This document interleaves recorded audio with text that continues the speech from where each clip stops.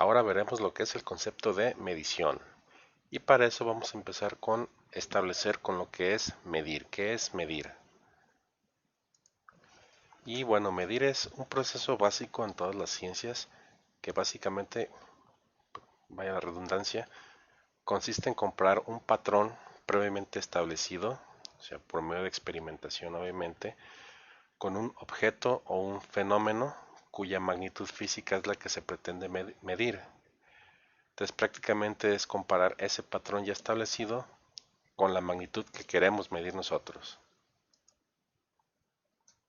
En la medición podemos establecer diferentes magnitudes, por ejemplo longitud, o podemos establecer lo que es fuerza. Y aquí tenemos dos ejemplos, ¿no? Que es comparación de un patrón que ya está establecido, en este caso sería el metro. Vamos a compararlo con lo que nosotros queremos medir, el objeto, que es un pedazo de madera, ¿no? O lo que es masa. Masa, queremos medir, no sé, la masa de una taza de azúcar, entonces la comparamos con un patrón ya establecido normalmente, ¿no? Cada dispositivo o cada instrumento tiene su propia forma su propio principio de funcionamiento. Entonces, como ya lo mencioné, un instrumento es el que me va a permitir hacer esa comparación entre mi magnitud física y el patrón que ya está previamente establecido. Volviendo al tema, al ejemplo de la balanza, por ejemplo, aquí se usa un patrón que ya está establecido, que son unas pequeñas pesas, que ustedes la pueden acomodar por kilos, por gramos, etcétera, bueno, por kilogramos o gramos, etcétera. Y el objeto que se va a medir, pues es el que está en el otro platillo, ¿no? Que puede ser azúcar, puede ser sal, puede ser carne, puede ser lo que ustedes quieran. Y en mi instrumento, lo que es la báscula, es lo que hace es el que hace esta comparación. Y obviamente, pues se hace una conversión, ¿no? De lo que es masa a peso, por ejemplo.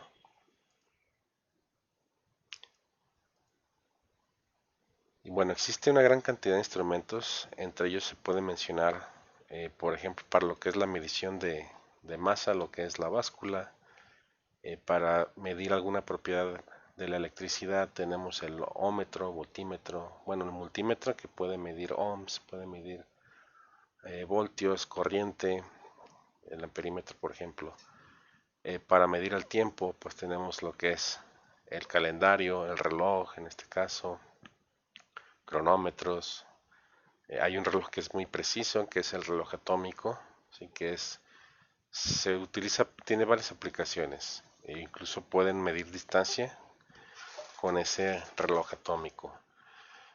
Para medir lo que es el volumen tenemos pues las probetas, pipetas, buretas, obviamente todas ellas graduadas.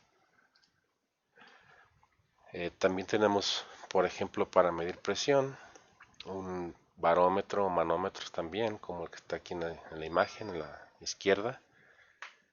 Para medir distancias o longitudes tenemos la regla, para medir ángulos tenemos el goniómetro, como este que está aquí, o el transportador. Y para medir temperaturas tenemos pirómetros, tenemos eh, termómetros, termómetros digitales, como este que está aquí en la imagen, y diferentes tipos de termómetros, ¿no? Pero es para medir temperatura. Y una vez que ya hablamos de lo que es el concepto de medición, que es medir, y ya nos adentramos un poco de lo que es un instrumento de medición, pues ahora nos toca hablar de lo que es un sistema de medición.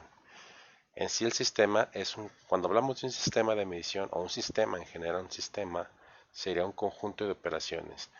En este caso, el sistema de medición es ese conjunto de operaciones, de procedimientos, de instrumentos de medición, el software y el personal que van a asignar un número a la característica o magnitud física que está siendo medida, eh, tal como lo tenemos aquí escrito. Entonces, hasta aquí voy a tomar una pausa para que puedan anotar eso si quieren, si gustan anotarlo.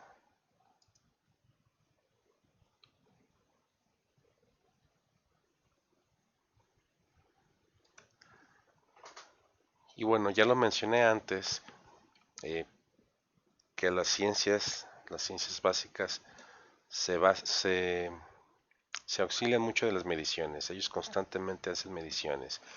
No solamente las ciencias básicas, sino también la industria en general. La industria vive de mediciones. Tiene que ser siempre mediciones. Para ellos todo es medible. ¿Por qué?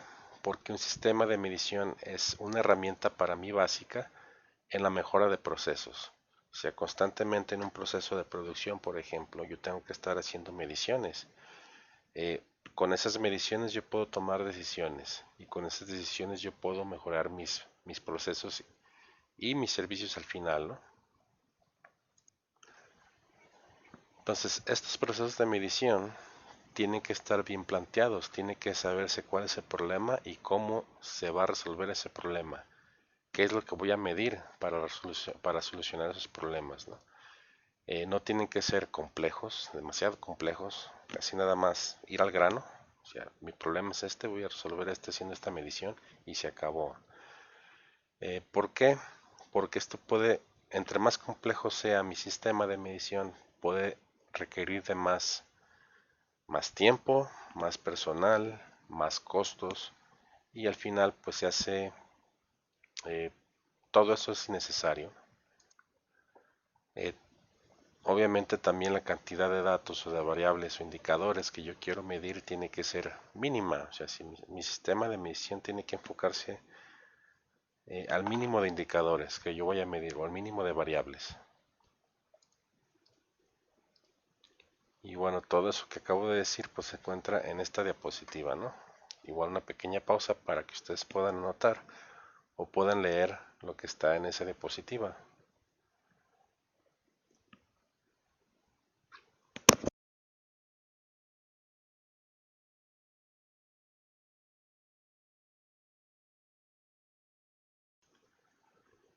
Bueno, continuando, entonces para yo tener un buen sistema de medición, tengo que tener tres atributos, que es lo que viene a continuación. Eh, Tener ciclos cortos de recopilación, de procesamiento y de acción.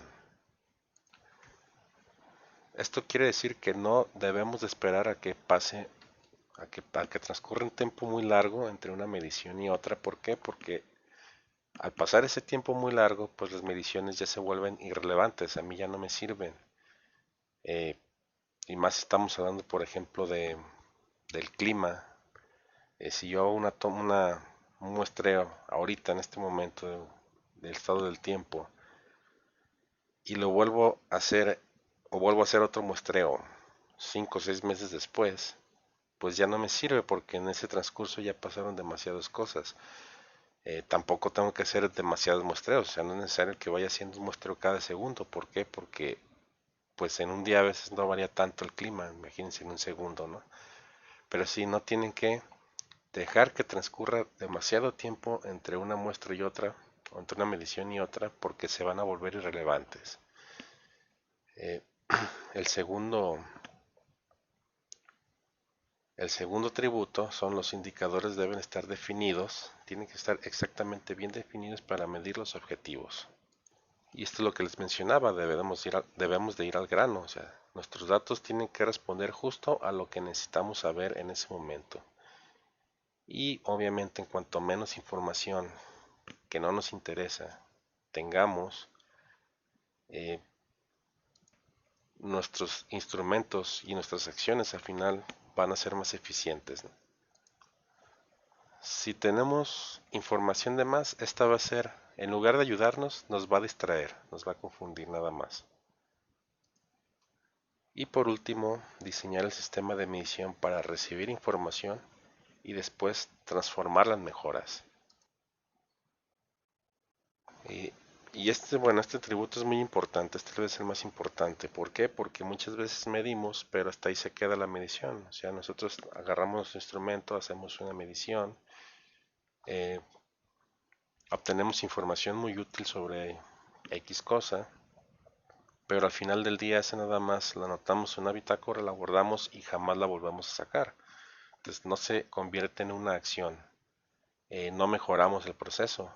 Entonces, si mi medición no es para mejorar, no me sirve en realidad, ¿sí? Entonces, ese es el tercer atributo.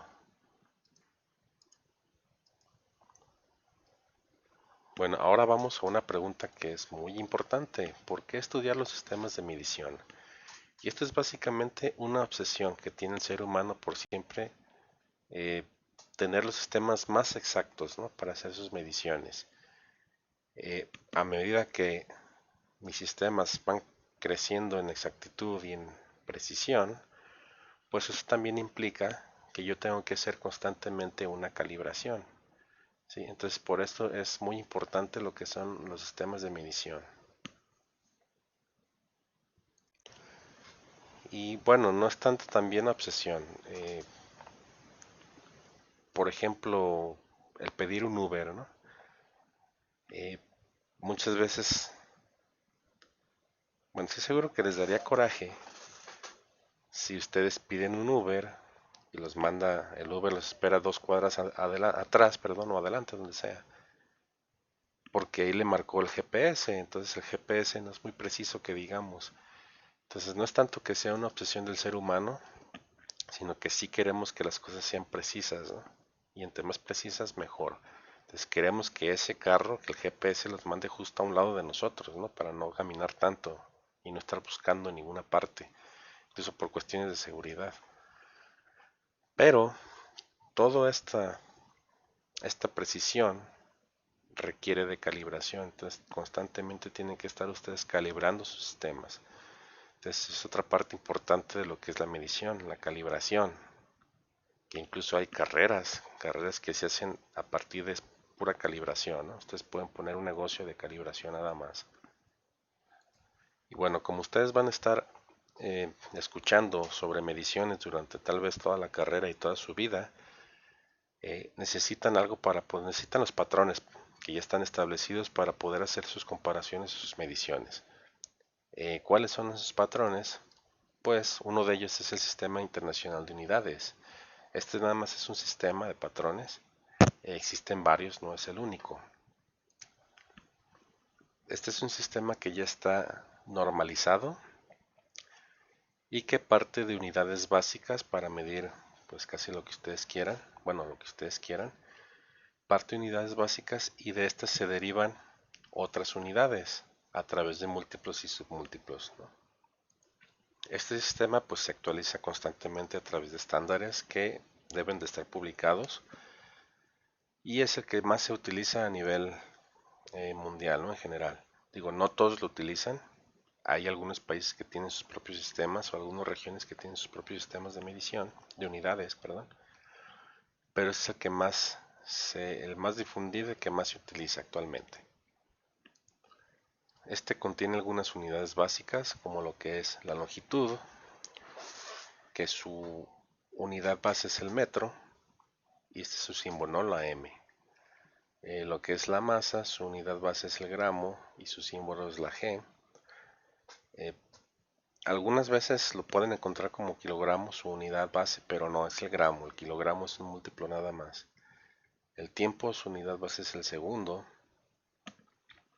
La intensidad de corriente, pues sería el amperio y su símbolo es la A mayúscula. Temperatura, el Kelvin y su símbolo es el K. Entonces no se dice grados Kelvin, se dice Kelvin. Lo que es la cantidad de sustancia es el mol. Y la intensidad luminosa se mide en candelas. Su símbolo es el CD. Tenemos otras unidades básicas, lo que es área, superficie, pues tenemos el metro cuadrado, su unidad base, el volumen, metro cúbico, la velocidad, metros por segundo, aceleración, metros por segundo cuadrado, el número de onda es el metro a la potencia menos 1. Densidad, o lo que es masa en volumen, sería kilogramo por metro cúbico. Lo que es densidad superficial es kilogramo por metro cuadrado. Y así sucesivamente, ¿no? Varias magnitudes con su unidad base y su símbolo. Y obviamente pues son derivadas de las unidades base que vimos anteriores.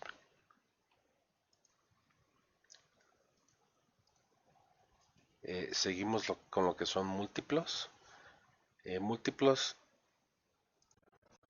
Los múltiplos son unidades que están por encima de mi unidad base.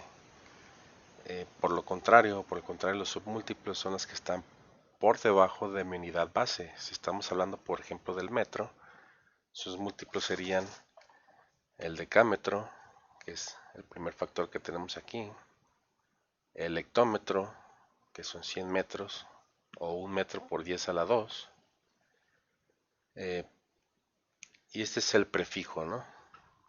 Para el decámetro es DA, para el hectómetro es H, para el kilómetro es la K, para el megámetro, que son 1.000.000 de metros, pues es la M, o 1 por 10 a la 6, y así hasta el giga, tera, peta y hexa. Entonces, eh, digo, ahorita no es extraño, es normal. Hay gente que no sabe que los gigas también se aplica a los metros, a los gramos y a un montón de unidades básicas, ¿no? Ellos piensan que solo son gigabytes o gigabits o megabytes, por ejemplo, terabytes. Entonces, eso no es cierto, pues, es un múltiplo nada más y se puede aplicar a infinidad de cosas. Esos son los múltiplos, esos son los submúltiplos. Deci para 10 a la menos 1, centi 10 a la menos 2, milis 10 a la menos 3, micros, nanos, picos, el femto y el ato, que es el más pequeño, ¿no?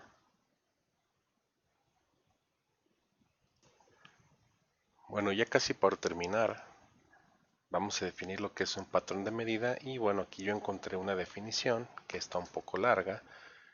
Un patrón de medición es una representación física de una unidad de medición. Una unidad se realiza con referencia a un patrón físico arbitrario o un fenómeno natural que incluye constantes físicas y atómicas.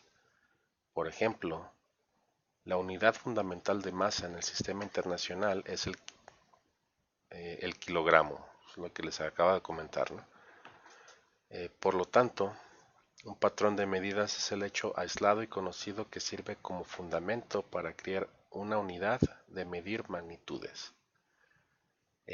Bueno, esta definición es un poco larga, eh, a mí se me hace un poco algo ambigua y lo que les acabo de comentar, ¿no? El kilogramo que muchos utilizan el kilogramo como una unidad base, que no es cierto, es el gramo tal cual. Pero básicamente un patrón de medida es una cantidad que está estandarizada por alguna institución, en este caso el Sistema Internacional de Unidades, o puede ser la AAA también, por ejemplo. Eh, pero esa cantidad está estandarizada de una determinada magnitud física, ¿sí? Y que está ya definida y está adoptada por una convención, ¿no? O por ley ya. Y por último hablamos de lo que es calibración, que ya se lo repetí, este es algo que van a hacer constantemente, ¿no? Que tienen que estar haciendo constantemente para poder mejorar sus instrumentos. Y bueno, dentro de la misma definición de lo que es calibración, pues está el proceso de medición. O sea, calibración es el proceso de comparar los valores obtenidos por un instrumento de medición con una medida o un patrón estándar. Entonces, si ustedes hacen un nuevo instrumento de medición, si van a medir temperatura, por ejemplo, van a inventar un termómetro muy revolucionario eh, que mide la temperatura a 50 metros de distancia, por ejemplo. eh, Aunque ustedes sepan que funciona, ustedes tienen que validar que sí funciona. Entonces, ¿qué es lo que van a hacer? Van a tomar mediciones con su instrumento, ¿no? Y lo van a comparar con un patrón ya establecido. Obviamente van a tener que volver a hacer mediciones de algo que ya sepan ustedes exactamente la temperatura y que ese instrumento con el que tomaron temperaturas funcione correctamente. Entonces, una vez que sepan que funciona correctamente, hacen mediciones con su instrumento que ustedes inventaron y las comparan, ¿sí? Y tienen que ser esas mismas o muy aproximadas, ¿no? Las mediciones. Entonces, el proceso de calibración pues consta de dos etapas básicas. En la primera se establece una relación entre los valores que nosotros tomamos y una incertidumbre que nos da los estándares, obviamente, siempre va a haber incertidumbres. Y en la segunda etapa se establece una relación, pero esta vez para obtener el resultado adecuado de mi medición. Y bueno, hasta aquí dejamos lo que es el concepto de medir. Más adelante pues ya veremos lo que son datos y errores.